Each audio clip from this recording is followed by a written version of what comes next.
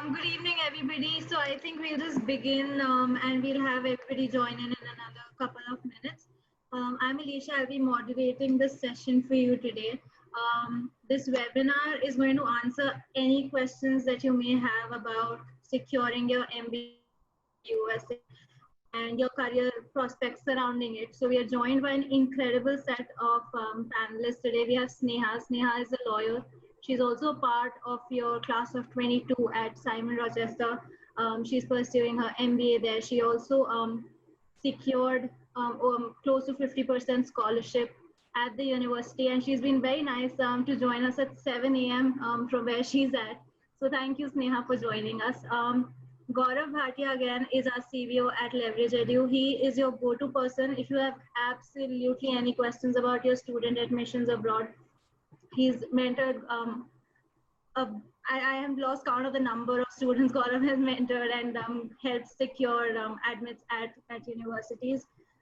Coming to Vijay, we are we're very thankful that you're here joining us. Vijay is one of the founding leaders at Kuber Bank. It is your one-stop solution to anything that you might need in terms of your financial needs once you go and study in USA. So I think I will not take up much time. I will just open the floor to Sneha. And Sneha, thank you so much for joining us at 7 a.m. First of all, it means a lot. And No problem. we just love to understand how you got that admit. How does a lawyer make it to Simon Rochester? What's the journey been like? If you could take us through it. Yeah, sure. So I knew that I'm going to move to USA for quite some time, like in 2014, 2015. My boyfriend was here. I was going to get married to him. So at the back of my mind, I knew that higher education is there on the cards. And so thankfully, even though I had a job, I was a lawyer, but my responsibilities involved a lot of managerial tasks. So the kind of responsibilities that I got in my work, it kind of, pushed me towards that management role. And I kind of realized that this is where I want to go. Specifically, if you want to grow and develop in the management space, it's very, very important that you understand how different roles work together. So that kind of got me to that realization. Maybe MBA is the right course that I need to pursue. So when I came to USA and then I got connected with Leverage Edu, and I filled out this form.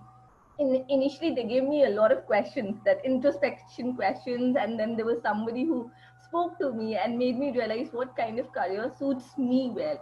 And in the end, it again came to MBA, a degree in management. So yeah, somehow there were personal reasons that played a role in why I chose MBA, and then of course it was the right choice considering my career graph.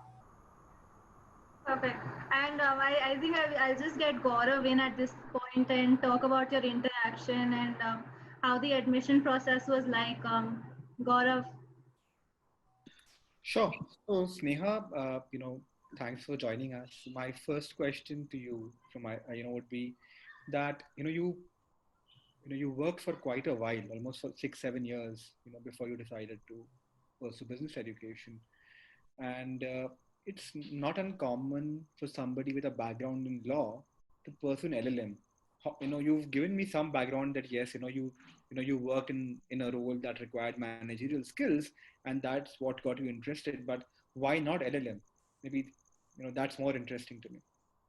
There were a couple of reasons. First of all, a lot of colleges in employers in US do not prefer people who have not done their bachelor's of law from US. It's a 4-year course. Instead, I've done a law degree from India, and I come in and do a LLM for 1 year. A lot of people would not be interested in employing me. Secondly, your law degree has, I would not say it doesn't hold any value, but you've studied laws of India, you've not studied laws of USA. That makes a major impact. My entire career, I was not working with US laws. So again, that puts me at a disadvantage. So because of visa uncertainty, what if my visa does not get through? I do not get it in the lottery system. I need to move back to India again. My degree, my LLM of US would not help me. would not help me so much. I'm not saying it would not be of any value, but it would have helped if I would have pursued something else instead of LLM, because it's very, very country specific. So if I'm not in US, it would not help me. And again, from the employability point of view, I'd spoken to a lot of people who told me that if you've done a LLM in US, there is not a very high chance of you getting a job. My next question, thanks for that, Sneha.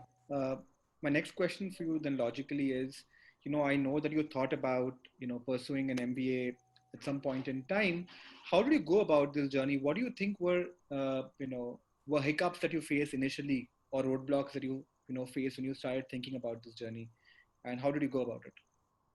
Uh, First of all, when you start thinking of MBA, and then you go online and you have all these questions like, why an MBA? What are you going to do in 5 years, 10 years? And that was a major problem for me, because in my head it was just I want to get more money, I want to get a job, and that's it. That's my reason for doing an MBA. And now I have to go and I have to prepare for interviews, and I have to know exactly why this college, why I want to do an MBA, which field, and where I see myself in 5 years, 10 years. And I never thought about those questions. So initially, like I mentioned, when I filled those introspection documents for Leverage Edu, and there were so many questions about why now, and where do you see yourself? And so I sat down and thought about it.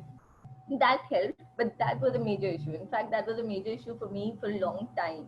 And I would say one thing to everybody who's planning to pursue an MBA: please get those questions right, because that will help you during your interview, even after your interview. Because knowing your story, knowing why you want to do this, knowing where you want to go, makes a difference, and makes a difference when you're also in that interview process, because you can answer those questions with conviction. So think about it. And that, I would say, I got it very late. In fact, I decided corporate finance, which is what I'm going to do, after I got into the MBA. And so just having those questions sorted, if I would have done that earlier, would have helped me a lot.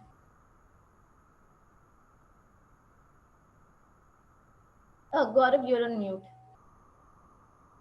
Yeah, I think that's very very relevant. You remind me of Alice in Wonderland. If you don't know which path you want to take, then it doesn't matter which path you choose. So I think from that standpoint, that's exactly what the cat, Alice asked the cat. I don't know if you go back to that story. If I remember, Alice asked the cat, the cat which path to take, and she reverts back, where do you want to go? She said, I don't know. And then she said, okay, then it doesn't matter which path you choose.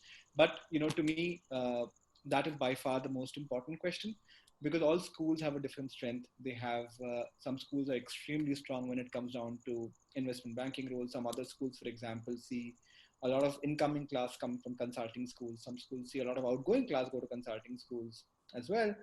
Some schools, for example, have a stronger presence in product management. For example, University of Washington happens to be one such school. We can go back and look at University of California at Berkeley Arts, or UCLA. You'll see a lot of students from there, or Carnegie, CMU, Tepper.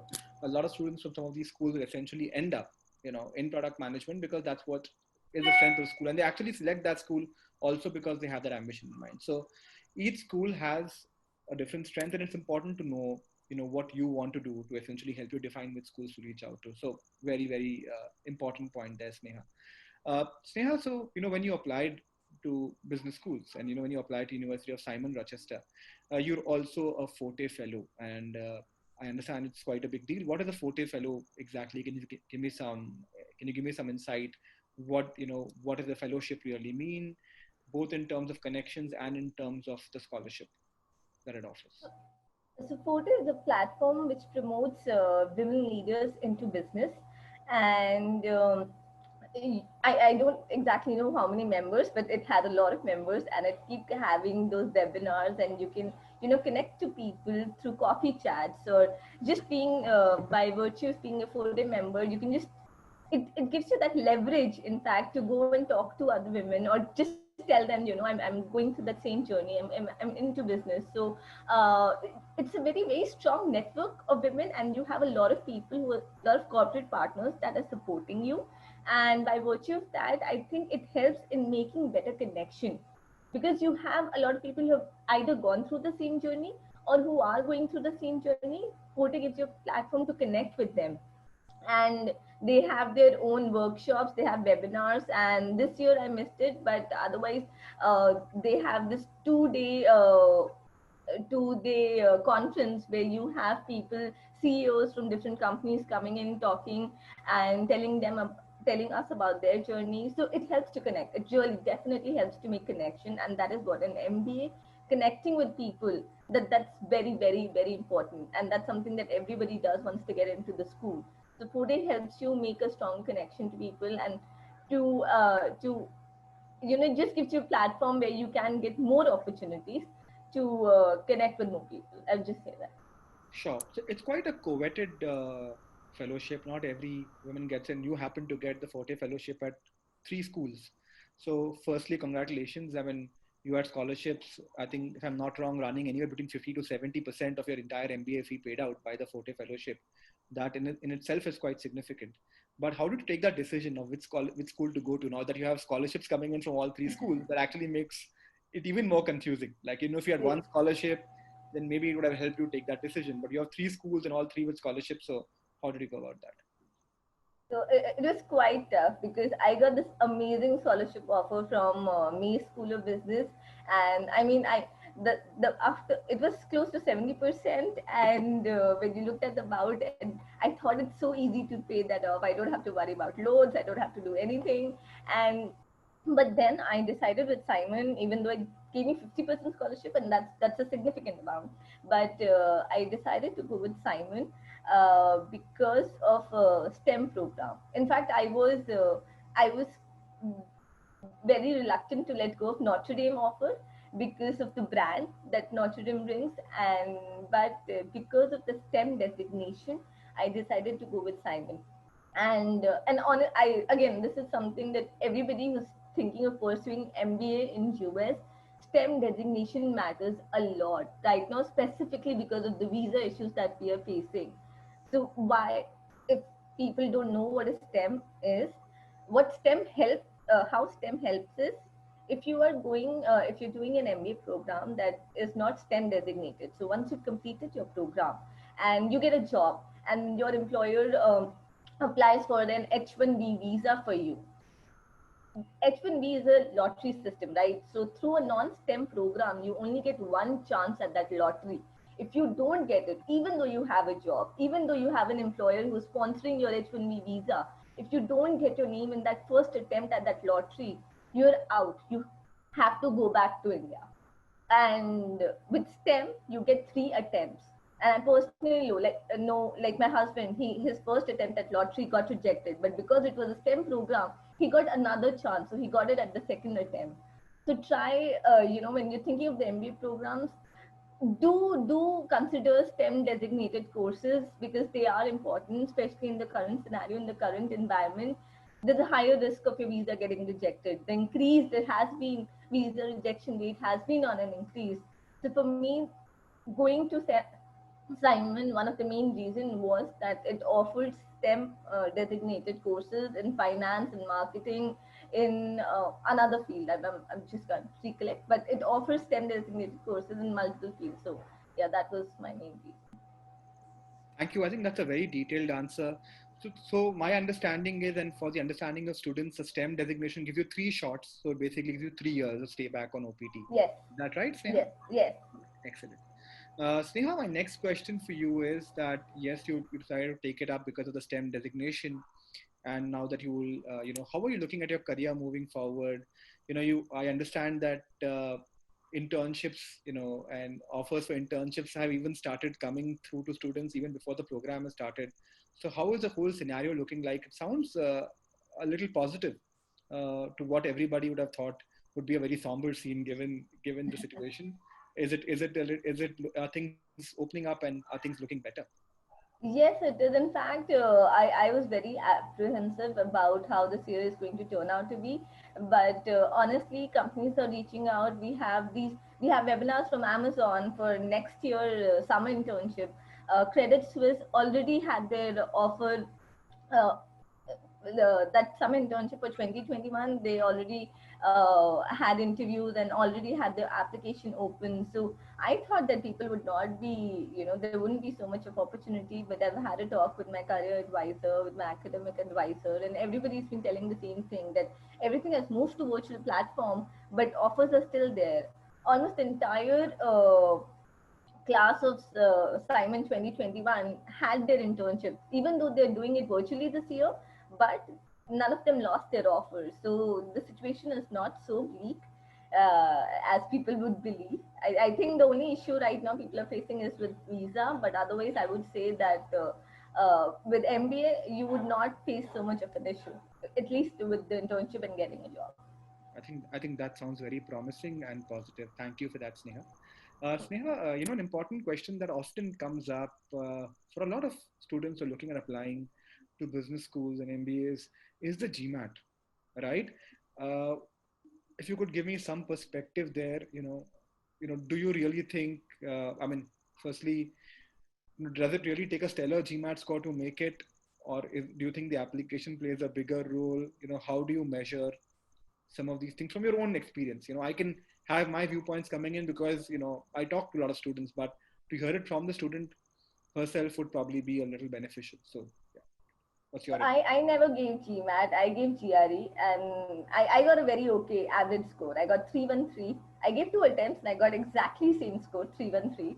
And I think your entire application matters a lot. Having said that, I would say that people in US, when they're taking students from Asia, they look for a higher GMAT score because that's how they up their averages. In Americans do not get the same GMAT scores, like people even with the 600 score would probably get it, but an Asian with the 600 score would have more difficulty getting it. So score matters, but your profile also matters a lot. Your essay, your story, where you're going, how employable you are. It is so important because college really needs to know that you are going to get a job after it. So GMAT plays an important role, but it's not the only, it will not make or break your application. There are many important factors that play into it. When I decided with my score that I'm going to go with 313, I was very apprehensive. I thought a lot of colleges will not take me in, and I forget scholarship. I was just scared about getting admitted, but I got into 4 colleges with scholarships, and I mean, I think it's just about your applications, about your interview process. It's about how you, uh, how you're able to showcase that you are somebody that the college, can benefit from and can be employed, and just it's about the whole application. Sure. Thank you.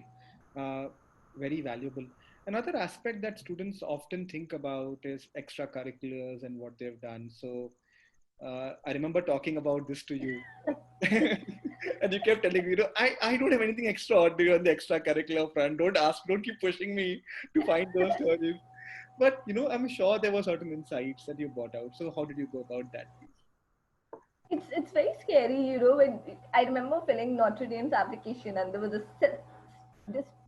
different section of where you have to provide information about extracurricular, and I honestly have not done anything through my college. During my job, I did not do anything, but I don't think it matters so much. Honestly, it doesn't matter so much. And you don't have to think that you've done anything extraordinary. Like I had donated blood. I talked about that. There was some tree plant, no, something related to planting trees that happened during my college. I just spoke about it.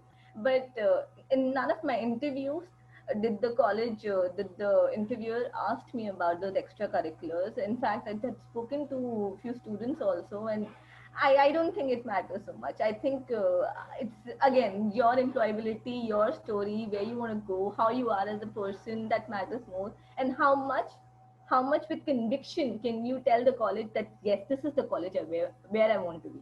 That matters. Your extracurricular, do not stress out, because I did, and I had not done anything. So do not stress out about it. Okay. Thank you, Sneha. I think that's it's good to hear your story and good to hear about the GMAT and the journey. I think it's, you portrayed it very beautifully. Vijay, any questions that you would Yes, like to ask Neha? absolutely, Gaurav. I think your timing was bang on. Sneha, firstly, congratulations, for making through to this, and you truly had a stellar record in terms of conversions and so on. So, congratulations, and best wishes to you. I think as you're sharing your insights to a lot of students, I wanted to check on, while you definitely got a scholarship and so on, for the remainder of your student course fee and your financial needs and so on over the next couple of years, how are you thinking through it? Do you have requirements in terms of for example, taking loans, or are you looking at self-financing it? How are you thinking through it? That would help a lot of the students who are watching this. So in my case, I'm going to self-finance it. I'm not going to take a loan, but uh, a lot of colleges, and in fact, my college also has tie-up with the institutions that help finance education. And if my, luckily for me, my husband is in US, so I don't have to worry about the finance. But had not that not been the case, definitely financial help would have been required, and I would have probably taken a loan from India. But in my case, I can't really talk about it because I don't have to go through that. Good, great. Yeah, good to know that. Yeah. All right. So I think at this point, Vijay, maybe it's important that you come out and maybe you want to put a few words about what you do and how you could help students in kind of pursuing their dreams, academic dreams further. So I'd leave the floor to you now. Sure, Gaurav, absolutely. Right, and so Alicia, I think what we will do is I'll briefly introduce myself and about Kuber, and then we can actually get into presenting some of the slides that we wanted to do. Good evening, good morning, everyone from wherever you have logged in. My name is Vijay Rajagopal. I have a little more than 16 years of experience in startups and fintech and so on. I've been in the past the national head of strategy and operations at PayPal. I have founded a fintech venture and exited that successfully to Sodexo. The venture was called Zeta. I've been a director on the board of 5 companies and helped them scale up. In my past, I've had stints in terms of working with Tata Strategic Management Group, ICICI Bank, and DirectEye. And right now, I'm a founder leader at Kuber Bank as the neo bank that we have set up. I also have an engineering degree from BITS Pilani, an MBA from IIM Ahmedabad, and a CFA from the US. I really like to talk about what we at Kuber are looking to do. To put it in one shot, we are literally a one-stop platform to address all your financial needs, and that too from day one. And I'll just talk through a little bit more in terms of providing students some more insights in terms of why we are providing and what are the challenges that you would face that we are helping you overcome. Yeah. So it's very interesting that we actually did a survey of more than 150 students who go to the US, right? Who went there, and what are the kind of challenges that they faced, and so on. What we found on a fairly recurring basis was students face a similar set of challenges, right? They have problems in terms of getting their SSN, which leads to delays in getting bank accounts, debit cards, and so on. They have challenges in terms of getting loans because it takes a long amount of time, and they don't have a credit score to begin with. They don't get credit cards, to begin with, because again, what happens is because you do not carry forward your credit history, none of the financial institutions in the US actually provide you these products from day one, right? So, and this is a fairly large global problem that we are trying to solve. We have come up with a very innovative model where it allows us to offer these products to students, from day one, right? And we do that through a lot of banking partnerships that we have. I'll talk about that a little more in the subsequent conversation that we will have along with Alicia. You can move to the next slide, Alicia. So essentially what we offer to you is a slew of products, right from a bank account and debit card to loans, to credit cards, to offering you remittances, all of that, right? And we offer that to you in a very seamless, easy to use, convenient, and in a convenient manner, and at rates which are much better than what you would get from any competition, right? And we've been able to do that because truly we have found a solution through our partnerships that keeps you as a customer, you as a student at the forefront of whatever we are trying to solve, right? And that's what we are looking to do. Next slide. So essentially what we're saying is that all your needs are answered in one place. It's a very simple, quick online process for you to start getting a bank account and a debit card even before you land in the US, right? So you can do that right from wherever you are. We give you very fairly priced loans and all kinds of credit products. And most importantly, you build your credit history from day one, right? And why is it so important? So, we'll talk about that in the next slide, right? To some extent, I think, as students, I remember my student days, we don't really think a lot about what we do to our credit history. We might not have even thought about our credit scores, etc. But what happens is that, through your life, right, as you build your credit history, that has a lot of impact to you on multiple dimensions. Your credit history allows you access to financial products. More importantly, it allows you access to financial products at much better rates, right? And you would be surprised to know that, especially in countries like the US, even before someone is looking to hire you, they do a credit check first, right? If you go and look for an apartment, it's very high probability that your landlord will do a credit check on you, right? If you're looking at any kind of financial products, whether it is getting loans, getting insurances, any kind of advances, everywhere your credit score matters.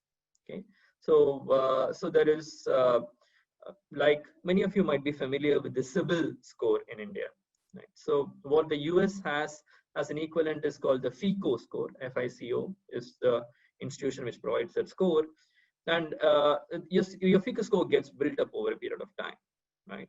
So what are we saying? We are saying that why is this a catch-22 or a chicken and egg situation? Because to someone who lands in the US, they don't get financial products. Because you don't get financial products, you're not able to build your credit score.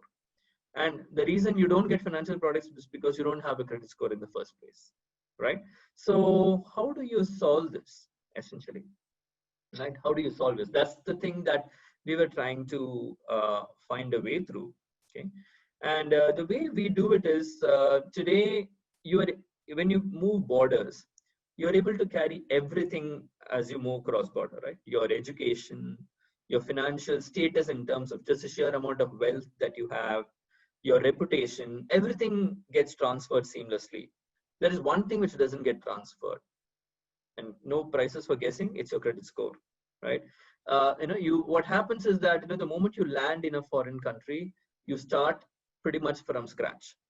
Now, why does it have to be that way, right? I mean, if we are talking of a truly global world, which is borderless and seamless, then there is no reason that anyone who moves borders needs to kind of start from scratch. I mean, in some sense, it's not really also fair, right? If you kind of built up something over a period of time in your home country, it makes sense that it gets transferred to your foreign country the moment you land there, and that is what we have looked to achieve at Kuber, right?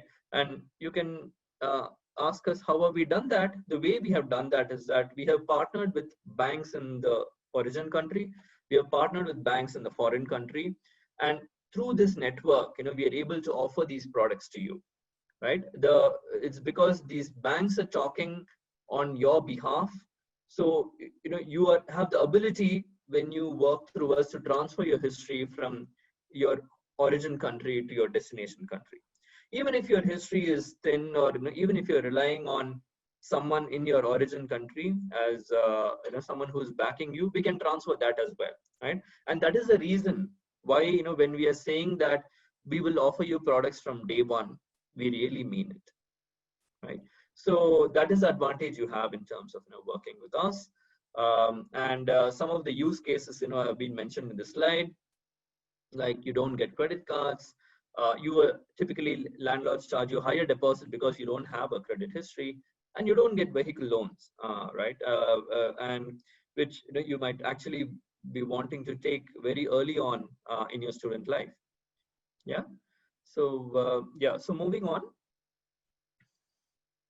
what we essentially do is, we have launched our bank account and debit card product. To begin with, we have like we mentioned, the rest of the products, that we have lined up, which we offer to you as soon as you sign up with us, whether it is personal loans, remittances products, etc. The advantage of these bank account that you get is, like I mentioned, you get it even before you land in the US. You don't need an SSN, right? Yes, like we say, you really don't need an SSN. There are a lot of banks in the US which make an SSN mandatory. We believe that you already have an identity. Right? You don't need an extra identity for the basic purpose of opening a bank account. And what we give you is, what we enable you is to be able to receive a debit card as soon as you land in the US, right? What the process is extremely simple. You apply online, you upload minimal documents, and you just deposit money and start transacting and pretty much very soon thereafter, right? So that's our first offering. And to next, moving on, to sum it up, what we say is that get early access to our products as we launch them. To our pioneers, who sign up with us, pretty early, we are waiving off subscription fee for the lifetime. You can visit our site www.kuber-bank.com. You can also check out our blog. It's very insightful and detailed in terms of the questions that we have put together to answer your queries. And yeah, you can also become our beta testers and pitch in your ideas to us in terms of what else you think we can go about solving, right?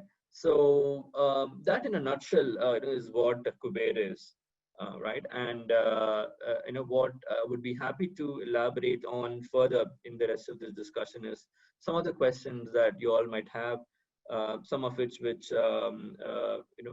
we can discuss during the course of this discussion and take it forward. Thank you, Vijay. I think one question, Sneha, perhaps you can answer. Of course, you had your husband and you had a different journey. But any of these concerns financially, if you faced at any level, perhaps somebody in your network of friends, somebody, if they had similar financial concerns and something that you were aware of? Yeah, in fact, this is amazing. I was just listening to Vijay, and when I started looking at MBA and I was thinking about the cost, I had called a few banks here because I at that time I wasn't aware that I'm going to get any scholarship. So I thought I would probably have to apply for a loan. And here in US, I mean, I need a person who's a US citizen to sponsor my loan.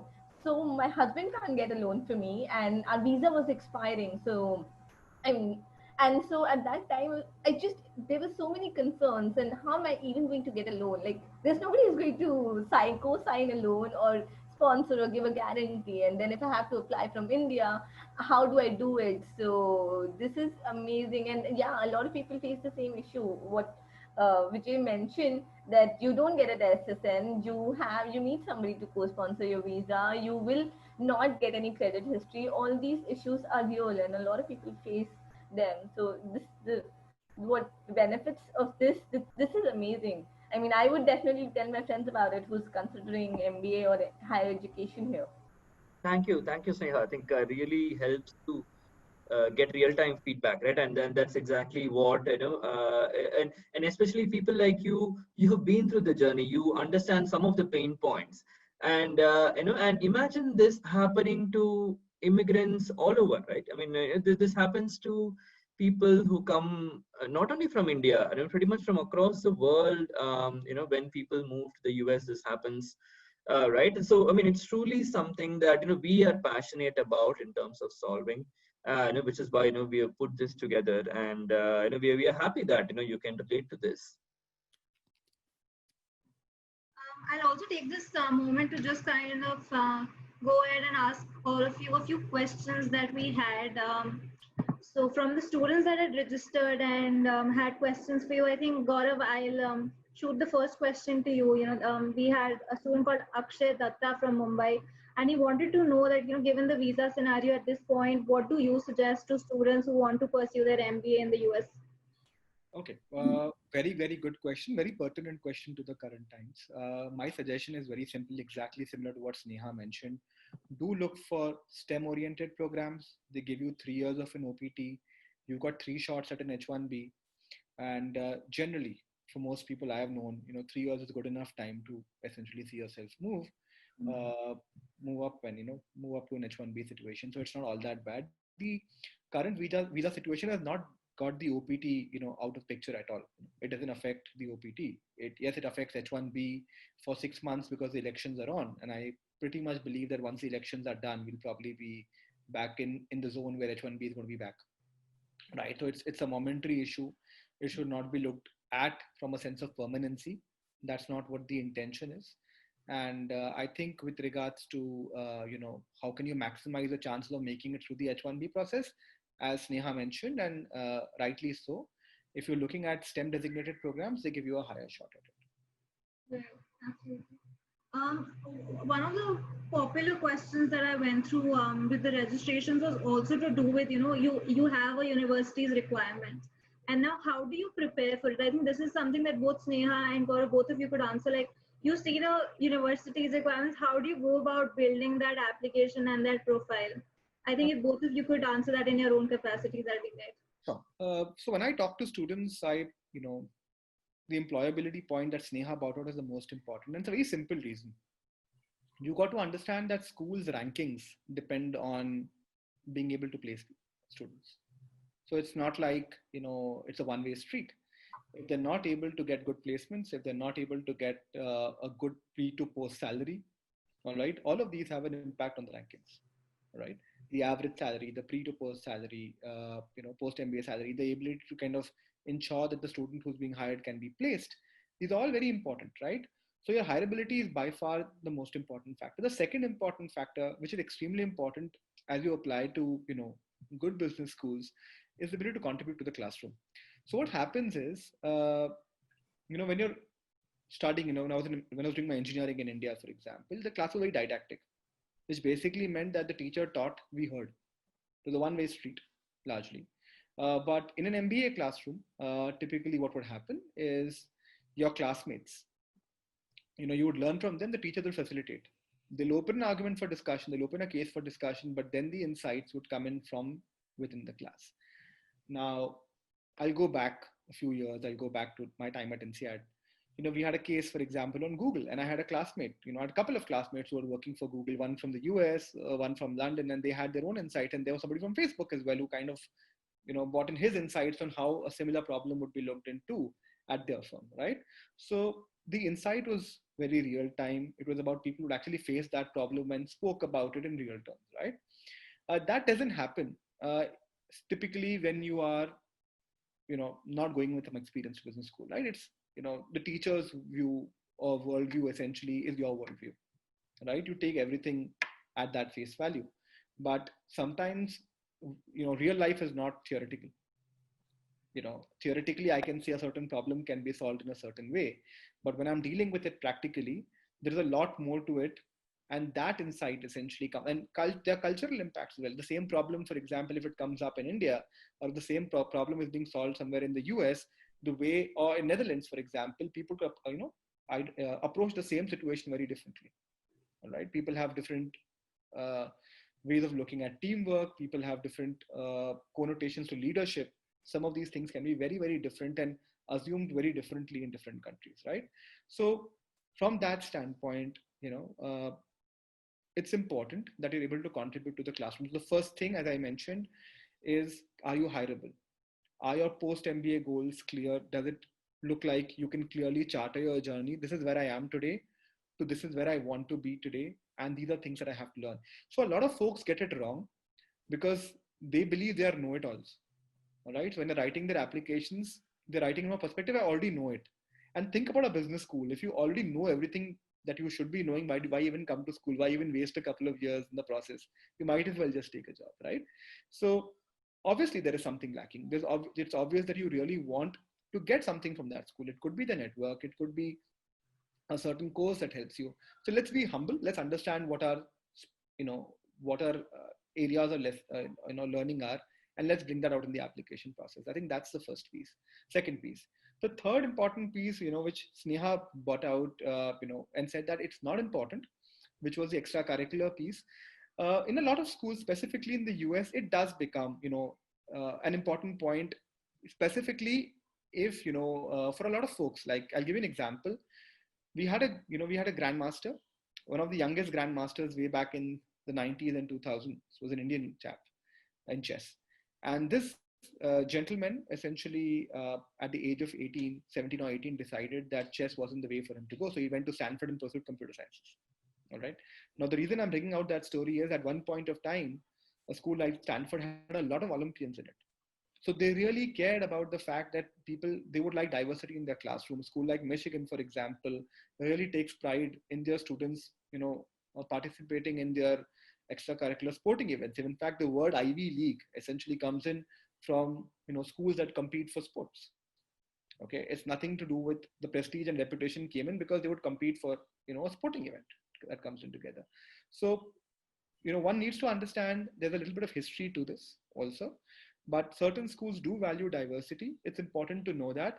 But of course, diversity comes in very late in the process. If you really can't bring out your basics correctly, if you really can't tell the school you're hireable, all right, if you cannot contribute to the classroom, if you don't have any experience to talk about to the classroom, how does it matter if what you can do outside the classroom, right? So as I said, in the most important order, are you hireable? Number one. Can you contribute to the class? Number two, and can you contribute outside the classroom and as an alumnus subsequently? How do we look at you after you graduate? Because you've got to understand that most people who are doing an MBA are typically experienced graduates, right? They work for 5 years or 6 years. So schools also want to see how your journey has been. So early on, right, when we graduated from engineering school or from science or commerce colleges, our only experience could have been an internship. And what's important is our grade. But 4 years or 5 years after we've graduated, our grades are not necessarily the most important thing. What's important is what we've done in our career, what we've made out of our academics. Have we bought some lessons from there? How well we've done? And that's essentially a very, very important piece, because all our lives, specifically in India, we're taught to compete. We're taught to compete, and we're taught that we're going to lose the race, all right, to somebody else in our classroom, whether it be in school, whether it be in college. We're always competing for something. And then we're brought into a workplace and we're told, now we've got to believe in teamwork. And, how does it happen? It doesn't happen overnight. But then it's important to bring some of those aspects out, because that's essentially what takes you further. It's important, if you want to manage people, you've got to know how to work with people, right? And how you get people together, how you take them further in your journey. That's very important. Schools want to see some of that. So obviously when you've taken that step further and you're able to express yourself. So applications are very important from a viewpoint that the schools haven't met you as yet. All right. And the only piece that they're getting is a piece of paper. You're writing something and you're doing like 55,000 people or 10,000 people reaching out to the school, and they're having 5,000 applications, 5,000 pieces of paper, and they've got to make a choice. Right. So how do they make that choice? They make that choice first by looking at diversity in the classroom. Can I have only Indians? Just because they get good scores in the GMAT? No, it doesn't work that way. So Sneha was right when she mentioned that, a few Americans. I had a Nigerian classmate, for example, at school, who didn't necessarily have the best GMAT scores. I mean, he had still decent GMAT scores, but may not necessarily be, the same scores that an Indian would need to achieve. But from where he came in, he had insights about Central Africa. He had worked and succeeded in business in the past. That was important, right? So I think that's the piece I wanted to draw everyone's attention to. Your applications may look like a piece of paper, but that's the piece of paper. If you're able to bring out your story well, if you're able to express what you have done, if you're able to express what you want to do and what you want to learn, and you're also able to bring out how can that school help you in that journey, I think that's the most important piece, right? If you're able to connect all of these dots together, it's not that complicated, but you've got to be humble, right? I've seen a lot of students come to me with letter of recommendations. There was one, I won't mention the student, it's not right, but the letter of recommendation said that in the last 30 years of my career, I haven't seen a student like this, right? So, something like that obviously looks like the student has written that letter of recommendation, right? I mean, nobody writes it like that, right? Or a letter of recommendation that goes into 5 pages or 4 pages, somebody who's busy, and all of us at some point of time have written letter of recommendations. We would like it to be true to fact.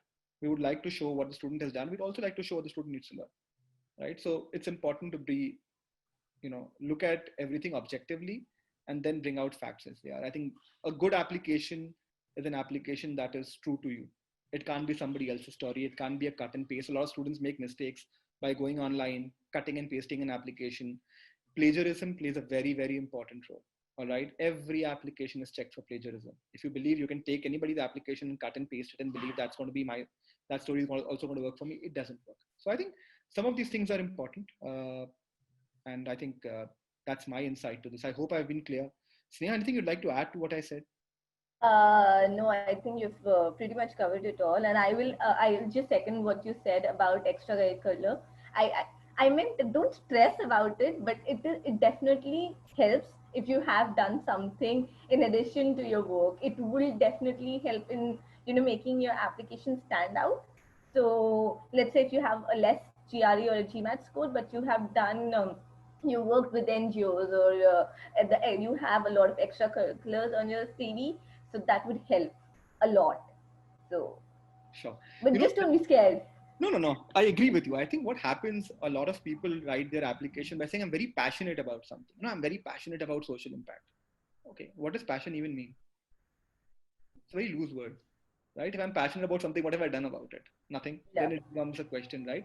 So rather than you having loose talk, it makes sense that people go back and do something about whatever. I could be passionate about teaching children. I could be passionate about social impact. I could be passionate about a sport. I could be passionate about running. It doesn't necessarily mean that I've got to be passionate only about social impact. It may not appeal to everybody. But if I like running, if I like exercising, what am I doing about it? Can I bring out some stories on how it's had an impact on my life? I think that's critical. Whatever it be. So yeah, I think that's, I hope I've answered that question. What's next? That's super helpful. I think that's going to help a lot of us. While I take the last few questions from the registrations, if anybody online has a question, please feel free to mention it in the chat and we will take it up right about now. Yes, just moving on to the ones that we have from the registrations. Gaurav, there was a question from Avantika. She wanted to know that, given the current situation worldwide, is a one-year MBA more beneficial versus a 2-year MBA course? So just your take on that. I'll answer that question. So I did a 1-year MBA and I did it because of 2 reasons. When I went to business school, I'd worked for about 8 years and I realized that for me, the opportunity cost was important. I also wanted to essentially work in the same area. So I was doing consulting before I went to business school. And I subsequently also wanted to pursue consulting or corporate strategy. So the shift wasn't very significant. Also at my age, because I was already 30 when I was actually getting to business school and I was married, it was important. I couldn't afford a 2-year gap from work. All right. So for me, a 1-year MBA made a lot of sense from that perspective. So the opportunity cost of doing a 2-year MBA would mean I would be away from work for 2 years, for example. And given that the shift wasn't that big, right? A lot of people do MBA for 3 reasons. The first reason is specifically working professionals. They worked in a certain area and they do not want to work in that area. So for example, somebody has worked in banking. They do not want to work in banking. They want to move into a role in industry or a role in consulting. That could be one reason why people do an MBA. The second reason why people do an MBA, and I had a lot of classmates who were doing a second MBA, and then they've done it in good institutions in India in the past, right? Really, really good ones. And the reason they were doing a second MBA essentially was because they wanted to change the geography. They realized that the kind of roles that they were getting were linked to what they had done in the past. The regions they were getting roles for also kept them within the region. They essentially were looking for a global role or a regional role, and that was difficult to come by. So for a lot of them, that was their motivation. So the first one, as I said, is they wanted to make a shift between industry. The second one was essentially they wanted to make a shift in geography. And the third reason why people wanted to pursue an MBA program was they wanted to move up the hierarchy. Now, generally, if you want to move up the hierarchy, you're just essentially believing an MBA. I've worked in a technical role, but I want to go back. Let's say, for example, I'm working for an IT firm. I want to move back to the IT firm, but probably take up a business customer facing role or a business role that requires an MBA. Maybe a 1-year MBA is good enough, right? Because you already know the industry, you understand what the client wants. You just want to understand the business skill sets. But if I want to make a big shift, a radical shift, then it's important I get internships. It's important that I'm able to give myself a good chance at that job. And then, for example, a 2-year MBA makes more sense. In the US, for example, a 2-year MBA makes a lot more sense because that's what the employers value. A lot of business schools in the US are 2-year MBAs. You have a few 1-year MBAs, specifically now. You got USC offers it, Cornell offers it, NYU offers it, right? Kellogg's offers it. But, the 2-year MBA has essentially been there for a long period in time. And if I go back and look at the internships, it gives you 2 shots at your job. So it's also important to understand that your internship could lead you to a job offer. And it could be a first job offer. And it's also important that an internship tells you whether you want to work for this firm or not. I may have a job offer, but I realize I go into the firm and the culture doesn't appeal to me or the work doesn't appeal to me. I thought of it very differently when I was outside the system. Now that I've gone inside the system, I realize that, this is not what I thought it would be, right? It's happened to the best of us, right?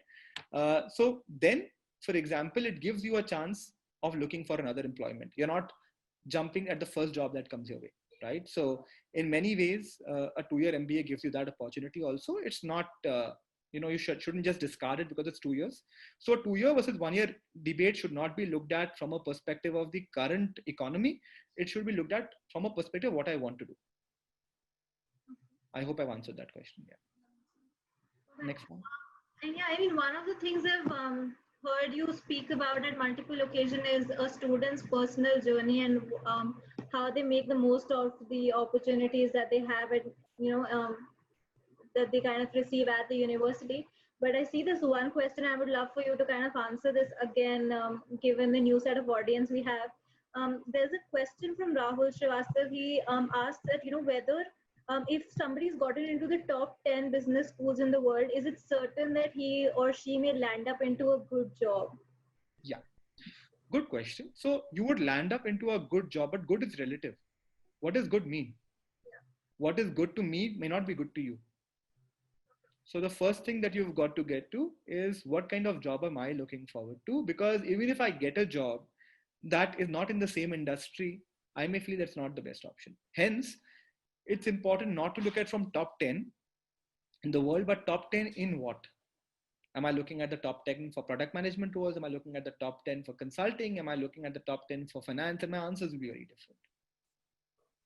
So I think, yeah, that's the way you got to look at it. We have another 2 to 3 minutes to go. I would just like to quickly ask Vijay as well. Vijay, we had a question from Saransh Gupta around whether Kuber offers collateral-free loans or anything in that domain. So if Saransh is kind of considering his education in US and how is it that you could or Kuber could help him in his journey abroad? Yeah, definitely, Alicia. So firstly, we work with our banking partners, who do offer non-collateralized loans, right? Like I mentioned, because we work with the banks in India and the banks in US. So Saransh's credit history in India would be important. So if it allows him to benefit from an uncollateralized loan, he would be able to get that through our banking relationship with the US bank. Right. So it would really depend on that, but it is definitely possible. And the way that, he would need to avail of that is just to kind of get onto our website, www.kuber-bank.com, and just sign up for our early access. And through that, he would, we will, he can write to us essentially, and we will get in touch with him and be able to offer this to him. Thank you for answering that question. Thank you to Sneha, Gaurav, Vijay, all of you for taking out this 1 hour and answering all these questions, simplifying a student's journey and getting their admits for their MBA in US. This session is recorded, so it will be available on our social media soon, so that nobody misses out at a later stage. This is just to say that if anybody attending this webinar today is considering their MBA or their education in US, you can feel free to get in touch with our counselors at Leverage. And if there are any financial concerns or needs that you have, and you're concerned about, Kuber is your go-to platform.